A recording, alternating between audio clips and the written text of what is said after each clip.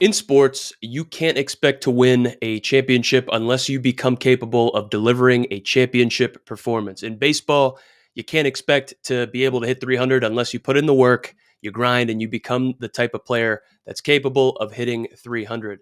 Today, we are joined by someone who has remained extremely dedicated to their craft, and they've became capable of winning a AAA batting title, and we're going to talk to him today about how he did it. It's mind blowing. In his ninth season in the minor leagues, man, my guest today dominated the AAA Pacific Coast League with a mind blowing 334 batting average in 113 games. But the story behind those numbers is what we're diving into today, man.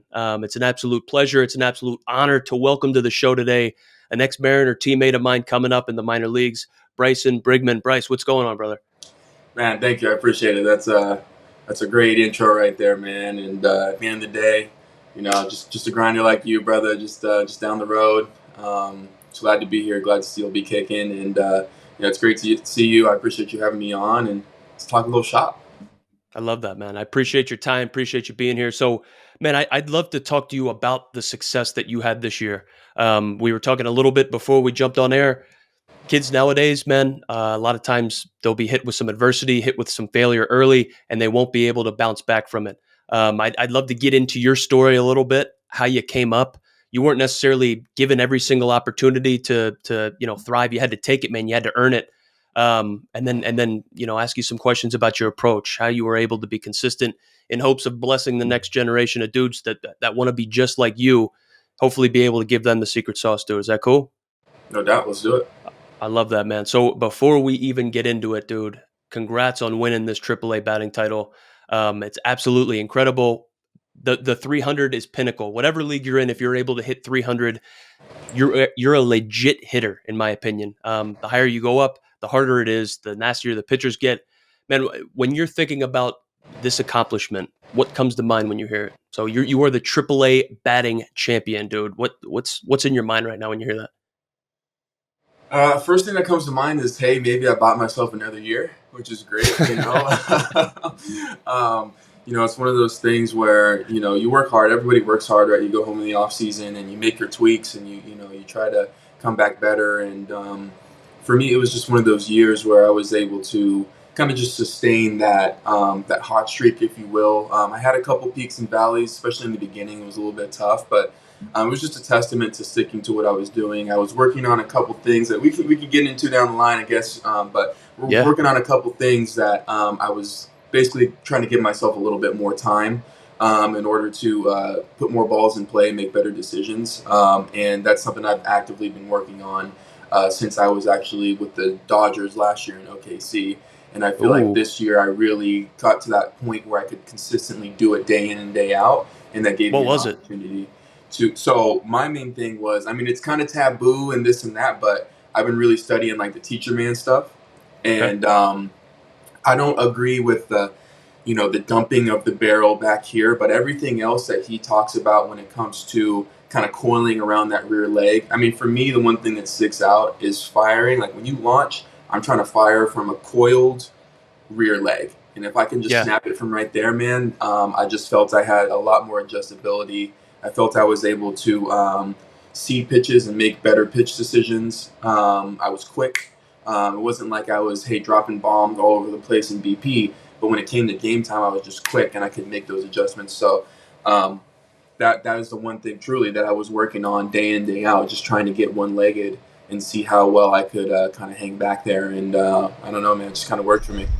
What's going on, everybody? We as baseball players, we as athletes, we all have something in common that we all share with one another. At some point, our careers are going to come to an end, whether we play 15 years in the league or whether we don't make it past high school or college. This is called the Money Playbook. So this teaches financial concepts for student athletes, for professional athletes. It's got a bunch of financial concepts in there that I didn't learn until I was done playing. Go on over to Amazon and check it out. It's called The Money Playbook. It's written by Mark Tepper, who is an NFLPA registered investment advisor. So he has worked with a plethora of professional athletes. Like I said, go to Amazon. We'll leave the link in the bio in the description of this episode. It's a must-have. Check it out. Let me know what you think.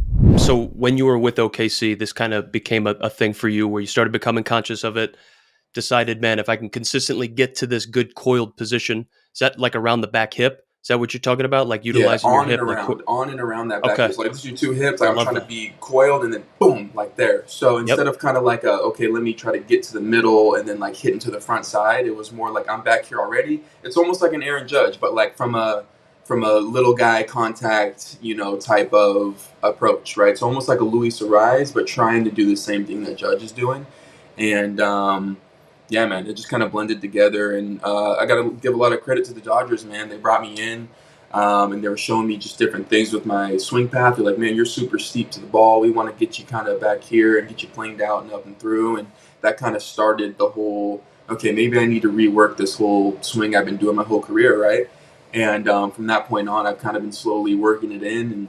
And yeah, it's just great to see, something so crazy like getting, a batting title. Even hitting 300 is sick, but to go 330, I mean, pretty crazy, man. Pretty crazy. So, Yeah, dude.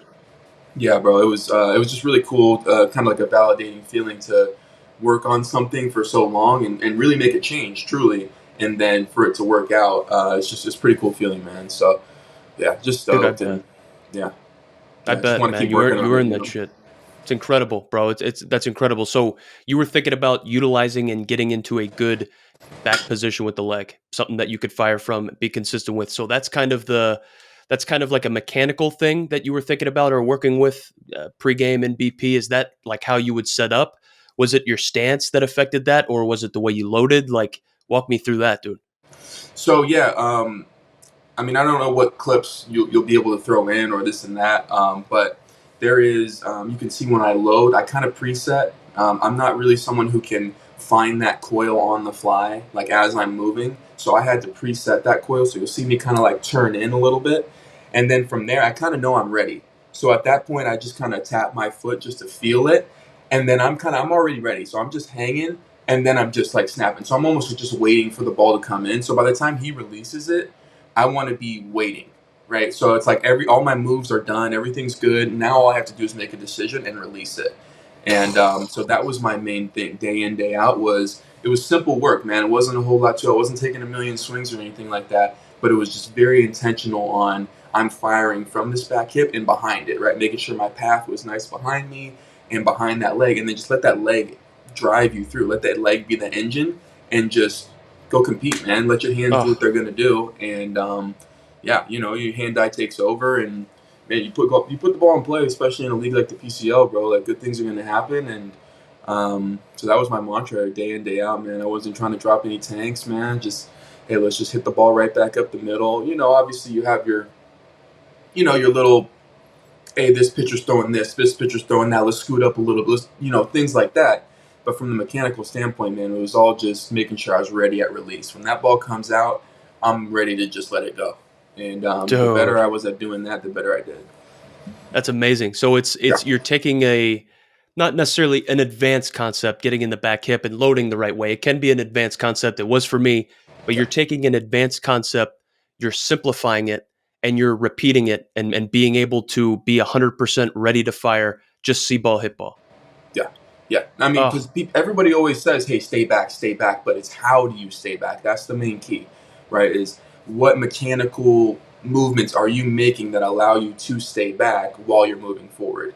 And so that was the main key, man. Once I started to figure that out, and it's still kind of like it's like a taboo thing, right? Like some people, everyone has their own different way of, how you're gonna hit. And I'm not saying that I have the end all be all way, but I will tell you that I made a conscious change to do that. And I mean, you can see the results are kind of speaking for themselves. So obviously, you're not going to be able to hit like that forever. I mean, I wish I could. If I was hitting 330 all for the rest of my career, you know, it would be something serious, right? But at the end of the day, like, I know what I need to do. And if I can put myself in that position, more often than not, I'm going to have a chance to have success. So, amen, brother. Amen, dude. I love that, man. So, like, we talk about this historic year you just pieced together. You were obviously already on the map, but you solidified yourself as being on the map, dude. You're one step away. You've obviously proved more times than once that you are a great AAA player. You're ready for the next level, man. We're going to be looking to hopefully see you be able to be given that opportunity here moving forward. Love the success, dude. But it wasn't necessarily always like this. So, dude, you haven't been to a major league spring training yet.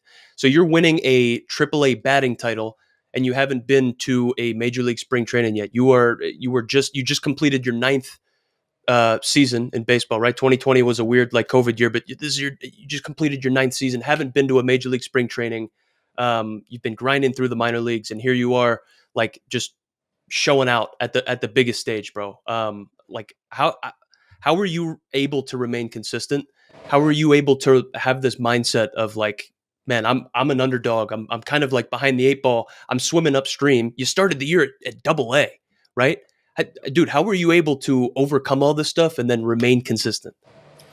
Truly, glory to God, man. I was praying a lot, bro. Praying a lot. I was working like it depended on me, and praying like it depended on God, because it does. You know what I mean? Mm, And at the end of the day, I just wanted a place to play. I just wanted a jersey. I didn't care if it was Double A. I didn't care if it was indie ball.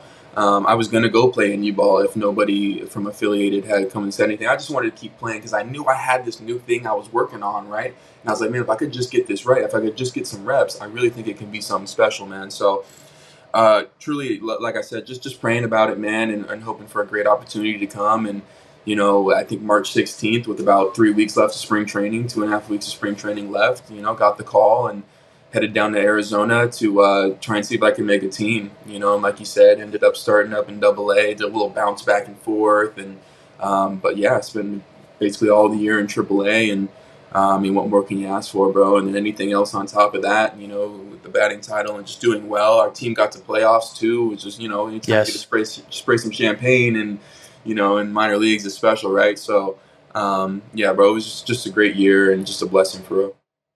Love that, man. Everything you're saying, love it. So, dude, being able to prolong this hot streak, you obviously start out hot, and we as baseball players, it's like, okay, at least for me, I always heard you try to get to 33 hits in your first 100 at bats as quickly as you can. Get to that 33 hit mark before you get to 100 ABs. You set yourself up right nice around 330. Hopefully, you can prolong that into the year. As you go into the year longer, like you go 0 for 4, it doesn't affect you as much because you have more ABs under your belt, right? Dude, at what point during the season were you like, yo, this year is different, dude? Like, this isn't just a hard, like a hot start. This is different. Right. Did that like occur at any point in time? And man, what were like the mental triggers to stay focused, stay locked in?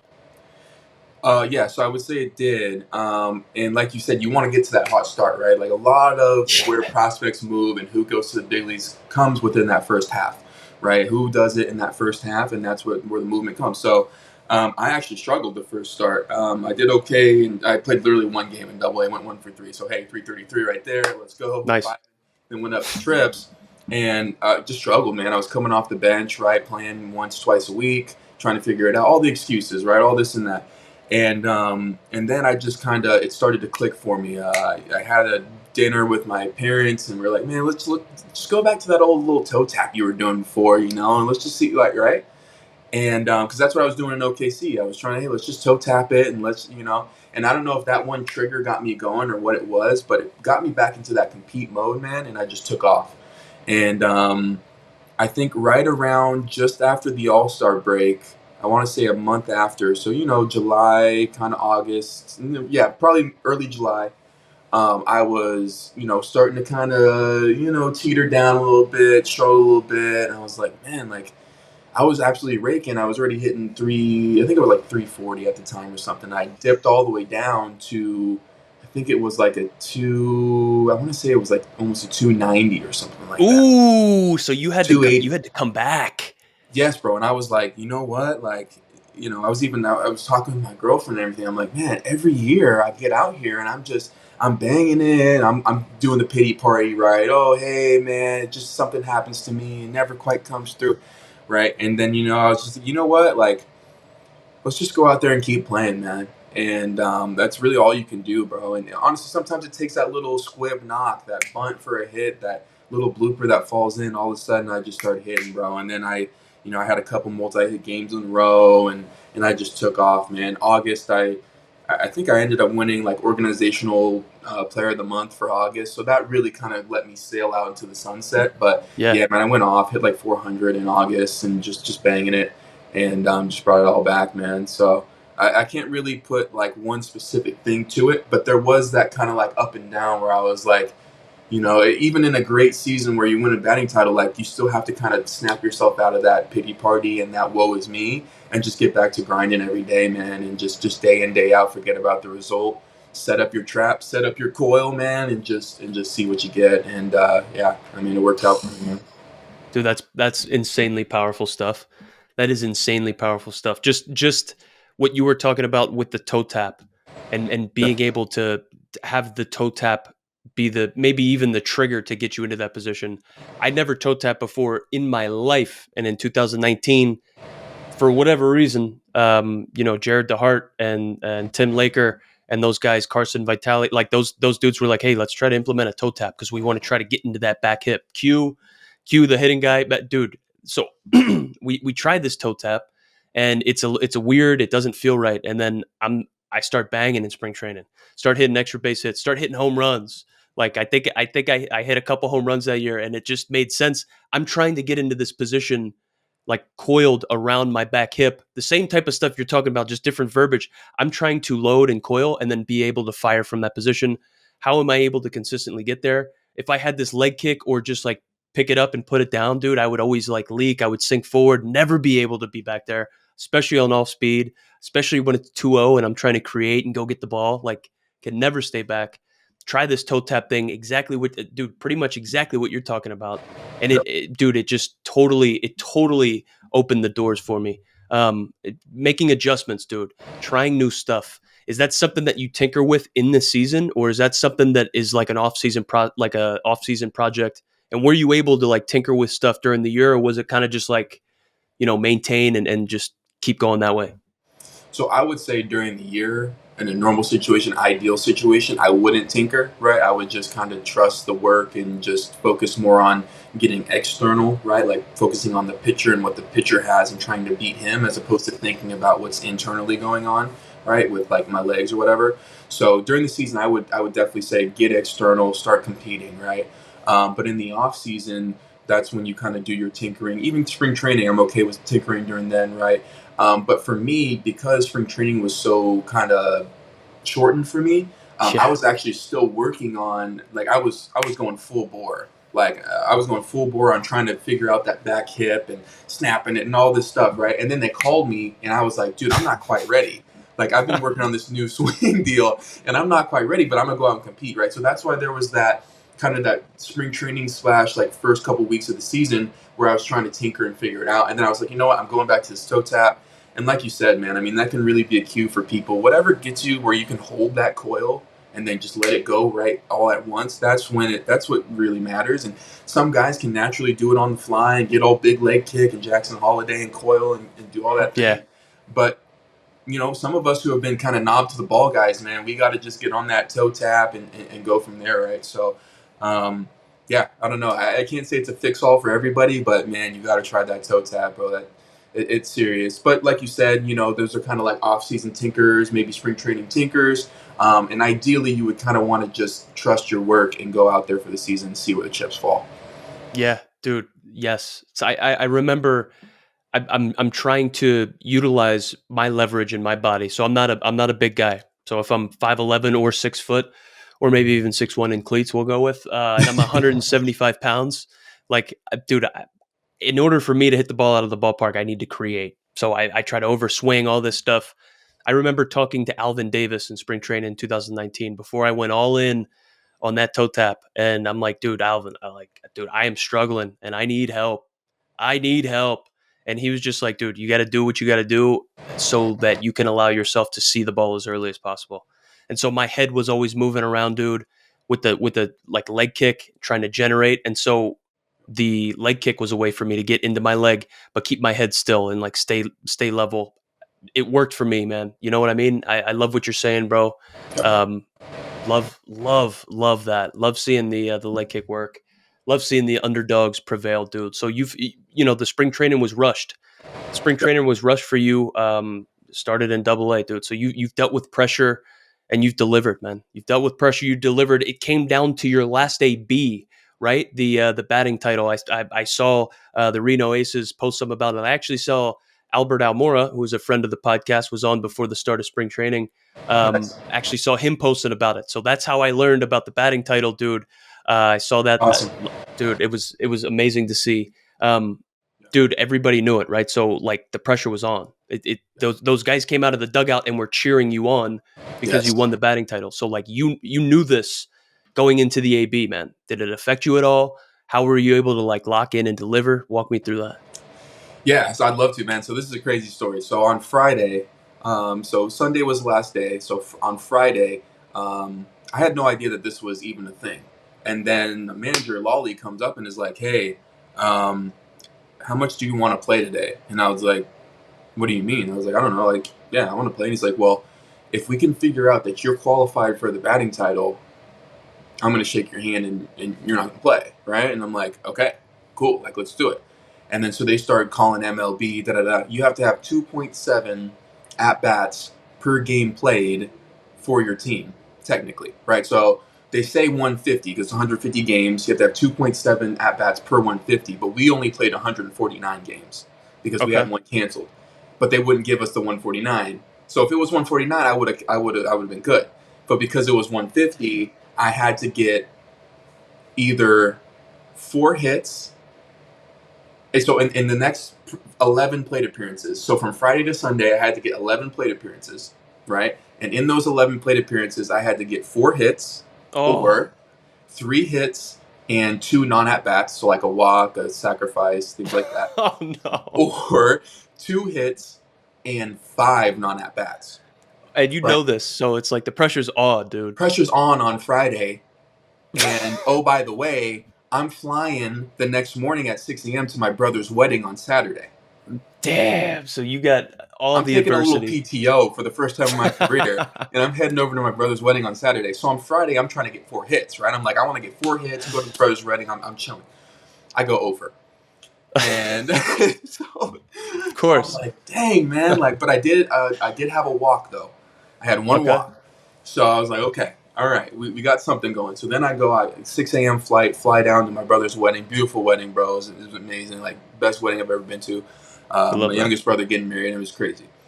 And then hop on another 6 a.m. flight the next morning, head back. And I'm not even planning on playing because I'm like, man, I'm tired. Like, I don't know what's going to happen. Like, man, I don't want to lose my 330 because, this, that, and the other That's thing. I big, don't know if I'll dude. even qualify. I don't know if I can get enough at bat, all this and that, right? Bunch of excuses, da da da. And then, so I land on Sunday morning before our last game, and my hitting coach calls me, Travis Denker, and he's like, "Yo, like, what's your plan? Where you at?" And I'm like, "Oh, I'm at the airport. I'm heading over the field." And he's like, "Hey, man, like, I don't know what your deal is or what you're thinking, but like, I just want you to reconsider playing today. Like, if you feel good, you feel ready. Like, you only have one chance potentially in your lifetime to win a batting title." And Damn I'm like, you straight. know what? Like, that's a great point. Like, I've never been a guy to sit on my numbers and try to protect 330 or whatever my whole career. Like, let me not do that now. Let me go out like a dog. And if I lose 330, I still had a great year. Who cares, right? I love that. So, so at the airport, bro, I hit the McDonald's. I grabbed myself 2 cheeseburgers, a little hot and spicy McChicken, and a large Sprite, bro. And I head down to the yard in the Uber. I roll in there with my suitcase, man. Finish up my Mickey D's, hitting the cage, show and go. Let's go play some ball, man. And somehow, everybody knows it, right? I need 3 hits and a walk. I need 3 hits and a walk or 4 hits today. Oh my And god. everyone's cheering me on, trying not to like talk to me too much. It's like a pitcher throwing a perfect game. It's Yeah. like nobody wants to jinx it, right? And yeah, man. I mean, like I said, bro, it just had to be a total God thing, bro. I go out there fighting 3 hits and a walk, and like you said, came down to the final AB, bottom of the ninth, 2 outs, and just bang one to right field, signature Line Brigman drive. knock, and yeah, bro, and yeah, what can you say? But that was the best part, bro. Honestly, like looking back and seeing like all my teammates, bro. Everybody was standing up, jumping out of the Yep. dugout, fist pumping. Like we're all doing we're doing the pump, the Tino dance, man. We're like fired up. So that was amazing, bro. It was an amazing moment. I'll never forget looking back and seeing that dugout, bro. That was special. It was Yeah, a it's fun special, to special watch, day. man. Just Yeah. a special year, dude. Special year for a special player. I'd love to see that. Fired up always to see the good guys, getting ahead and just killing it, man. So when we talk about the grind's different for everybody. Everybody's got different path. Whether they make it, whether they don't, right? So obviously the pinnacle, what we try to aim for is success. We're trying to get to the big leagues, man. That's pretty much what it's all about, dude. So you just finished your ninth season, man. You are pursuing a dream. You are overcoming obstacles. There's shit being thrown at you, and you're able to crush it. We just talked about not being in a major league spring training, dude. You just won a batting title at AAA. You haven't been to a major league spring training. That is absurd. How do you stay motivated, man? Like, how do you stay motivated to keep going? And was there ever a moment that you thought about giving up? Just for our the next players, man, that want to be just like you.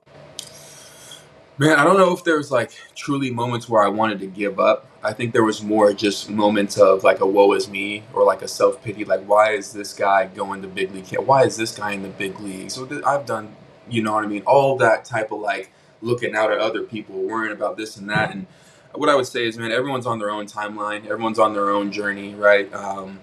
Some guys are going to get more opportunities and some guys are, going to have to take them or whatever it may be, bro. But for me, honestly, I just love playing the game. I love just going out there and the challenge of another season and, trying to get my body through it and, all those types of things, man. I mean, when I'm sitting in the off season, 3 weeks go by and I'm like, man, I want to go play ball again. Like, I Yeah, just, I just love to play the game. So I think that has definitely carried me through.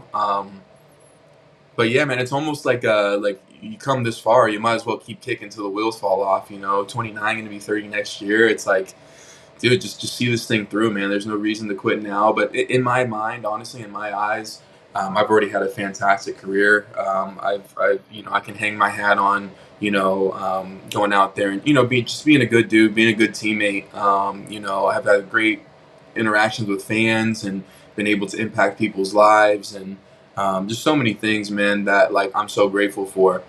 So even if I don't get to that pinnacle mountain of the big leagues, which I still think I can do and I still think I will do, um, I can still hang my hat and be grateful for all the times that I had. So not making it to the big leagues isn't going to be a failure for me. As much as I'd love to get there, this has been an absolute blessing, man. I'm almost 30 years old playing baseball, and you know how it is, man. Any day you get to go out there and wear a uni, bro, it's just an absolute blessing.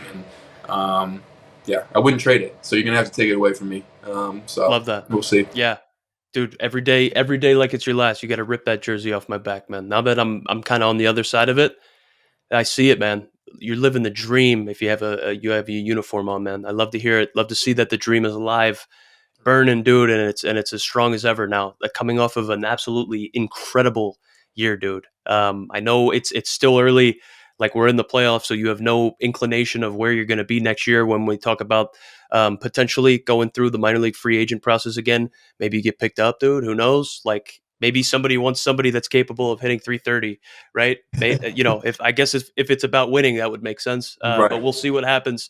Yeah. But dude, just one more last question for you, bro. So like for the young players listening, whether they're in college or high school or young, like whatever it is, man, they have dreams of playing in the big leagues. They have dreams of being able to one day do what you just did this year, and hopefully get to the top, man. What advice would you give them, dude? What's the most important thing that they need to focus on as they pursue their own baseball journeys? I think it's consistency in your work, right? Consistency in showing up and figuring out what your routine is to get you ready for 7:05, whatever time it is for your games. Figure out what it takes to get your body right and get you to that point. And then the second thing I would say is mental strength, understanding that you're going Ooh, to go through the ups and downs. That's something that it took me years through my career to really lock into and understand that you're gonna have ebbs and flows. And if you let that that down kind of really take over you and woe is me and this and that, it gets really tough. But if you understand that you're gonna pull out of it, that you're gonna come back up, you can stay headstrong and keep going, stay consistent, right? So that's why it's both of those things, right? You want to stay consistent in your work every day when you show up, so you're putting your work in, your teammates see it, you're going it day in day out, they know you're ready to play and you know you're ready to play. That's a big thing. And then it's the mental strength when you don't get those results, you can still revert back to that consistency, which is also consistency in your mental of I can do this. When you step in that box, nobody can get me out. I'm that guy. Whatever it may be, you make an error. I know it's hard. It's way hard. You got to trick yourself, legit. You got to trick yourself to think I'm more confident than I was before I made the error. Like it's got to be Yeah. that egregious where it's like you are literally just flipping the script so that you can keep yourself confident and understand that's a huge thing. It really is, man. Yeah. The mental strength aspect of it. Yeah, I that's the stuff that I started hearing about like 2018, 19 from Mitch Haniger in spring training. yeah. I think Andy McKay, I think Mitch Haniger Mariners are came big down on and that. was talking about like meditation. And so I was using one of the apps that the Mariners were using over there. What types of like mental skills exercises, or what type of stuff do you do for your mental, man? Do you do mindfulness? Do you visualize? Like you do breathing, anything like that, man? Run us through that. Yeah, so I just wanted to say quickly. I remember when we were both Mariners spring training out in Peoria. The Mariners were big. I think they were way on the forefront of this. They were huge on mental. Yes, dude. We had mental training like almost every 2 days or something like that. It was like Yeah, we were dude. on it, and I do think that's important. But I would say for me, it's more kind of like just not really like a true meditation. It's almost like just a breathing kind of like just kind of close your eyes, get in there, visualize, those types of things where you're visualizing success, you're visualizing yourself fielding that ball and throwing it to first. Just simple things like that. I don't have like a necessarily like an app or like a program that I follow, which I could be better, right? I mean, it's something that I still need to improve on, even at this point in my career. Um, but yeah, I think anytime you can kind of meditate, I like doing yoga. I do a lot of yoga. I try to keep the body from falling apart at me at 29, at 29 years Yeah. old here. So when I'm doing kind of that yoga stuff, it kind of takes you to that mindset where you got to push through, right? You got to hold those different poses and kind of really take yourself to, okay, I can slow my breath down, slow my mental down, really start to kind of be in those moments without letting it get sped up on you. And I think Hmm. that's the main skill, right? Is bringing yourself back to the present, staying calm, and being able to kind of trust your work and not kind of letting it get all out of whack. Because I mean, it's gonna happen, right? You're eighth inning, you're down by one, they got the bases loaded, one out, right? Lefty at the plate, you're playing second. It's like that ball's you got a chance it's gonna be ripped at you, right? And you got to Yeah. make a double play here to save this game. You're going to start to speed up a little bit, right? So how can you kind of visualize that? Okay, if he hits it here, boom, I'm going there. If he hits it here, I'm going there. Just simple things like that where you can stay in the mental to allow yourself to not kind of get sped up and do all that. So that's a long-winded answer, but I would Awesome. say, man, it's a work in progress. It's always a work in progress, but really, it's that confidence and in breathing and slowing it down is a good start. Beautiful, beautiful, Bryson, man. That's awesome. Thank you so much for coming on here, just educating us, blessing us with just your journey, man. The journey is extremely inspiring. The next generation of baseball players, man, can learn so much from the stuff that you're doing, the stuff that you're being able to do, swimming upstream, dude. Like that, for there's lack of a better term, man. That's what it is. Like to be able to consistently overcome any type of obstacles and like prove people wrong. Like, man, the 29-year-old going to be 30, just 9 seasons in pro ball and like producing, dude. Just keep the grind going, man. It's inspiring. Thank you so much for your time, brother. Absolutely. It's great to see you, man. It's always a pleasure, bro. I'm super proud of you and everything you're doing with this.